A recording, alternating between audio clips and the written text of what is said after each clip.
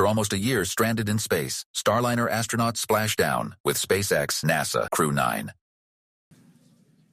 And that view is from the WB-57, which is one of NASA's high-altitude planes that is tracking. Now, because of the way that this camera is configured, it does look like it is dark, but it is indeed daytime, and you're beginning to see that plasma trail as Dragon re-enters the Earth's atmosphere. All of that is expected. We are anticipating an acquisition of signal around 2:51 p.m. Pacific time, so just minutes from now, and you may hear the core begin to hail out or call Dragon for communications and see if we can potentially get communications with them a little bit earlier. Following this, we'll have two events in rapid succession. We'll have the drogue parachutes deploy at 2:53 p.m. Pacific, followed by the mains just 1 minute later at 2:54 p.m. Pacific time, ahead of a splashdown at 2:57 p.m. Pacific time off the coast of Tallahassee, Florida.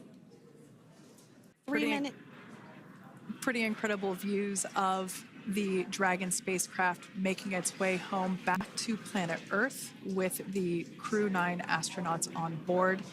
Once again, this view is coming from the WB-57 plane. That heat shield we can see doing magnificent work as it works to... Freedom, SpaceX, ComCheck. All right, we're going to start hearing the SpaceX Crew Operations Resource Engineer. SpaceX Freedom is with you. 4.16. Enjoying the ride. Copy that, Freedom. Great news there from Commander Nick Hague reporting back. We see a healthy flight computer. Expect automated chute deployment. Freedom copies. Like we said before, things moving very quickly as Dragon Freedom makes its way home. Next event coming up will be deployment of the drogue parachutes. This occurs around 18,000 feet. GPS has converged. Expect nominal altitude for drogue chute deployment. We're about 2 minutes away from deployment of those drogue parachutes. Now the heat shield is continuing to work to slow the vehicle down. That entry period, the Dragon spacecraft went from orbital velocity about 17,500 miles per hour down to about 350 miles per hour. So that really gives you a sense of why that plasma builds up on the exterior of the capsule, thanks to the heat shield and the work that it does. Those drogue parachutes will slow it down from 350 to about 119 miles per hour. We can see 15 kilometers. Brace for drogue window. We can see seat rotation happening inside the capsule. Great to get those first views of our crew members. Once again, the capsules are going about 350 miles per hour when the drogues are deployed. Those drogue parachutes that we manufacture here in-house are going to slow the spacecraft down to 119 miles per hour. And that is when we will see the main parachutes deploy, and that occurs about 6,000 feet above the ocean's surface. And we are expecting drogue deployment at 2:53 p.m. Pacific, so we should see it any second now. And there you are getting a great view of Crew 9 inside Dragon Freedom as it returns back to Earth. We are awaiting the drogue deploys. This view coming from the WB-57 high-altitude plane. And there you see it on your screen, drogue deployment. Drogue descent rate nominal. You can hear the crowd here. Visual on 2 healthy drogues. The crowd here very excited as Dragon Freedom continues to make its way back to planet Earth. Next up, we'll stand by for the main deployment of the parachutes. The mains are quite a bit larger. You'll be able to notice the difference on your screen once they deploy, and they continue to ensure that the Dragon spacecraft slows down even further.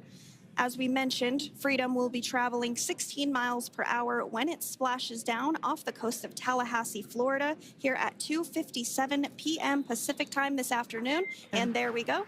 We have visual on 4 healthy mains. That view was from inside. Freedom copy. That view is from inside one of the buckets where the parachutes are located. So we see a great view there of the reefing on those parachutes. And as those main parachutes begin to inflate fully, 4 beautiful, healthy mains. Now awaiting visuals of splashdown. Next freedom, 1,000. We'll start to hear Commander Nick Hague. Copy, 1,000. As we heard right there, Commander Nick Hague will be calling out the altitude of the Dragon capsule from here on out. Landing in water is simpler and provides more margin against unlikely parachute issues. You can see those parachutes continuing to slow the Dragon capsule down. And if you're just joining us, you're looking at 800 meters. a live view of Crew 9, just minutes away from splashing down off the coast of Tallahassee, Florida. Splashdown 2 minutes from now at 2:57 p.m. Pacific. We do have 4 healthy mains really doing the job there. Just breathtaking views of a calm, glass-like ocean off the coast of Tallahassee, Florida. Crew 9 just minutes away from splashing down. This is really such an incredible shot. Copy, 600.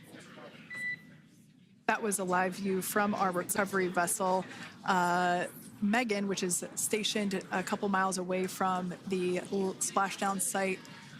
We can see the crew there using their restraints as resting places for their arms. They were just in space moments ago, so their arms were able to float freely. 400 meters. This is a gorgeous bluebird day here that we have for the splashdown of Crew 9. It's incredible to think that the Dragon capsule just minutes ago was going over 17,000 miles per hour and now gently coasting to a soft splashdown.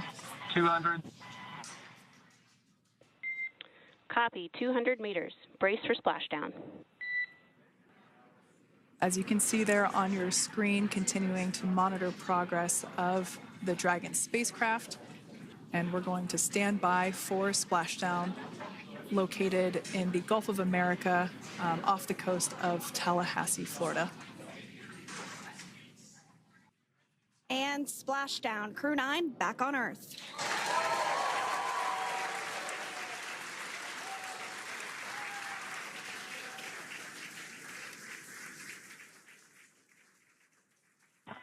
And SpaceX Freedom, splashdown. Good main release. Copy, splashdown. We see main chutes cut. Nick, Alex, Butch, Sunny, on behalf of SpaceX, welcome home. It is an amazing, what a ride. I see a capsule full of grins ear to ear.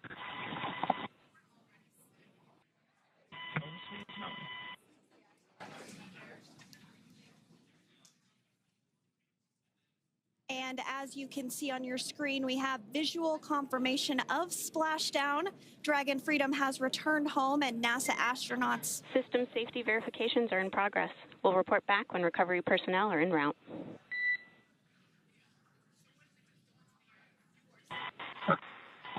Understand. And, we're in section 2, 4.800 landing response. And looking for your words if it is necessary.